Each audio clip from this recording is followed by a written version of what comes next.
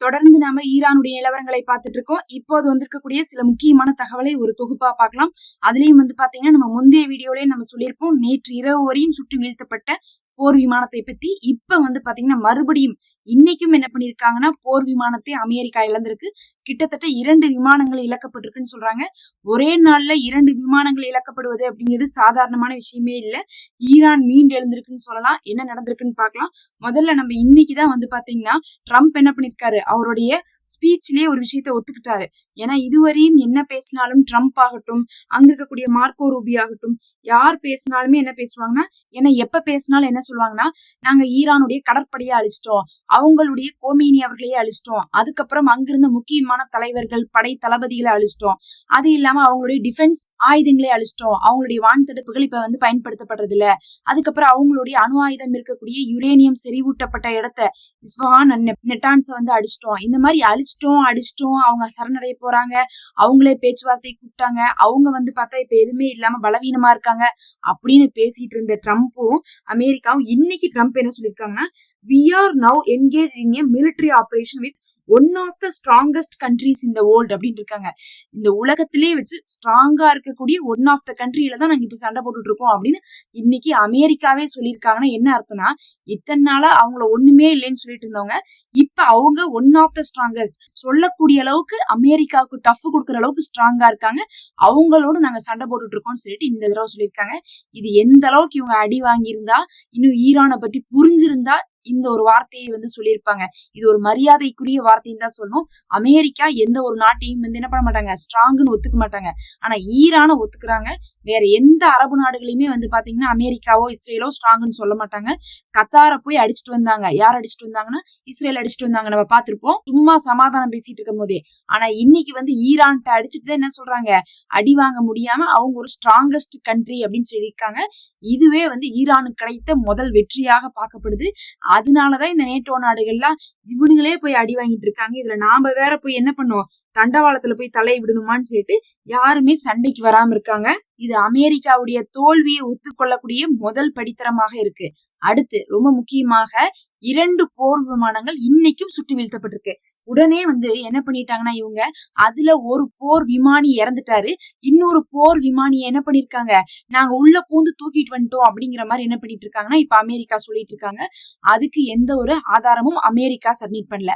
அதே மாதிரி ஈரானும் பாத்தீங்கன்னா அவங்கள தேடக்கூடிய வேட்டைகள்ல இறங்கி இருக்காங்க. அவங்க என்ன சொல்றாங்கன்னா, ஈரானுக்குள்ள பூந்து அவங்களால தூக்கி இருக்க முடியாது, அதனால நாங்க அந்த மலைப்பகுதிகள் எல்லாம் தேடிட்டு இருக்கோம், எப்படியாவது புடிச்சிருவோம்னு சொல்லிட்டு தான் என்ன பண்ணிருக்காங்கன்னா, ஈரான்ல இருக்கக்கூடிய போர்சஸ் எல்லாம் இருப்பாங்கல்ல, அவங்க எல்லாம் என்ன பண்றாங்க, IRGC சேர்ந்த போர்ஸ் எல்லாம் இன்னைக்கு அந்த மலைப்பகுதிகள்ல தேடுதல் வேட்டையில இருந்துட்டு இருக்காங்க. அது மட்டுமே இல்லாம நேத்து நடந்த தாக்குதல்ல நடந்தவங்களை வேற சிறை பிடிச்சிருக்காங்க. அப்ப நேத்து நடந்த தாக்குதல்ல இருந்தவங்களை சிறை பிடிச்சிருக்காங்க. இன்னைக்கு வேற 2 போர் விமானங்கள் தாக்கப்பட்டிருக்கு. அடுத்தடுத்து இப்படி போர் விமானங்கள்ல இவங்க இழந்ததே கிடையாது. இது எந்த அளவுக்கு பின்னடைவா பார்க்கப்படுதுன்னா, அமெரிக்கா முதல்ல மறுத்துட்டு இருந்தாங்க. இப்ப என்ன பண்ணிருக்காங்கன்னா, எங்களோடது சுட்டு வீழ்த்தப்படலைன்னு தான் சொல்லுவாங்க எப்பவுமே. அதுக்கு பதிலாக சுட்டு வீழ்த்தப்பட்டதுல இருந்த ஒரு விமானி இறந்துட்டாரு, அவரை கொண்டு வர முடியல, இன்னொரு விமானியை நாங்க என்ன பண்ணிருக்கோம், உள்ளக்குள்ள பூந்து தூக்கிட்டு வந்துட்டோம், பாருங்க ஈரானுக்குள்ளேயே பூந்து நாங்க என்ன பண்ணிட்டோம், அமெரிக்கா தூக்கிட்டு வந்துட்டோம் சொல்லிட்டு அதை சாதனையா பேசிட்டு இருக்காங்க. அப்ப அதை சாதனையா பேசுறாங்கன்னா என்ன அர்த்தம், சுட்டு வீழ்த்தப்பட்டது உண்மை, ஒருத்தர் உயிரிழந்தது உண்மை, 2ல இன்னும் ஒருவர் மட்டும் என்ன இருக்காரு, அமெரிக்காட்ட போயிருக்குதுன்னு சொல்லிட்டு அமெரிக்கா சொல்லியிருக்காங்க. ஈரான் அதையும் மறுத்து இப்ப தேடுதல் வேட்டையில ஈடுபட்டு இருக்காங்க. இன்னும் அங்க இருக்கக்கூடிய மக்களே இதை ரொம்ப ப்ரௌடா ஃபீல் பண்ணிருக்காங்க. இன்னைக்கு எல்லாம் பாத்தீங்கன்னா ஈரான் மக்களே அது என்ன பண்ணிருக்காங்க, சந்தோஷமாக கர்வமாக செலிப்ரேட் பண்ணிருக்காங்க. நம்ம ஆல்ரெடி சொல்லியிருக்கோம், போர் விமானங்கள் தாக்கப்படுவது அப்படிங்கிறது பார்த்தா ஒரு நாட்டுடைய ஒரு பெரும் தோல்வியாக பார்க்கப்படுது. அவங்களுடைய பாதுகாப்பே ஒண்ணுமில்லைங்கிற அளவுக்கான ஒரு விஷயம் தான் போர் விமானங்கள் தாக்கப்படுவது.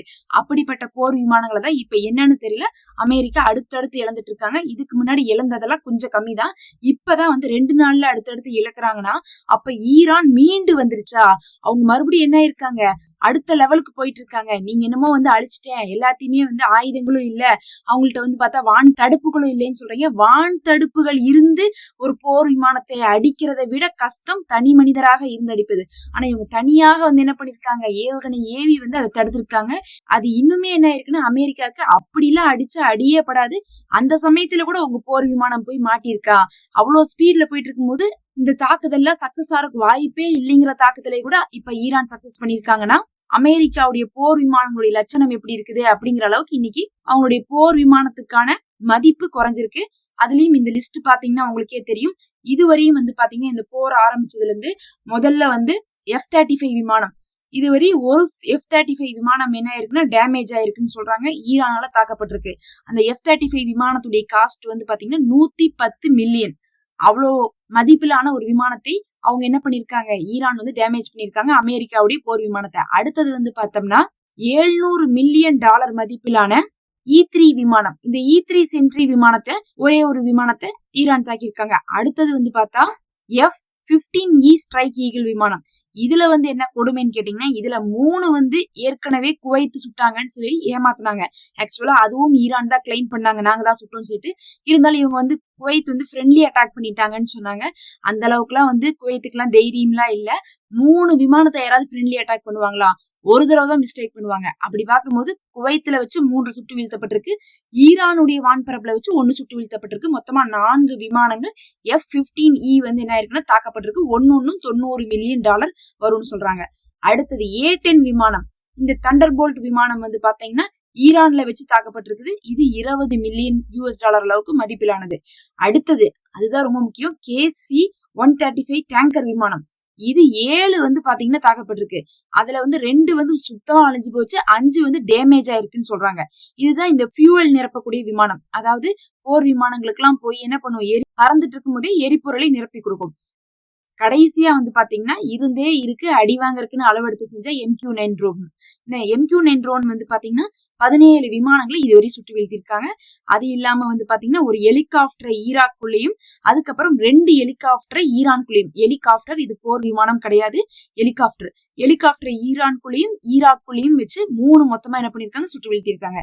அப்ப இத்தனை தாக்குதல்களை வந்து ஈரான் பண்ணிருக்காங்க அப்படிங்கிறது என்ன இருக்குன்னா, எந்த அளவுக்கு அவங்க அமெரிக்காவை டிஃபீட் பண்ற அளவுக்கு ஸ்ட்ராங்கா இருக்குது அப்படிங்கறதை காமிச்சிருக்கு. இன்னைக்கு சென்காமே என்ன ஆயிருக்குன்னா, அமெரிக்காவுடைய சென்காம கப்பு சுப்புன்னு அடங்கி போய் கிடக்குறாங்க. ஏன்னா நேத்துதான் நம்ம அடி வாங்கணும் 3 விமானம், இப்ப 2, என்னடா அது அடுத்தடுத்து அடி வாங்கணும்னு அவங்களால என்ன பண்ண முடியல, பேச முடியல. ஒரு மூச்சு திணறல் அளவுக்கு அடிய வாங்கிட்டு அமைதியா இருந்தோம்னா உலகம் மறந்துடும் சொல்லிட்டு நினைச்சிட்டு இருக்காங்க.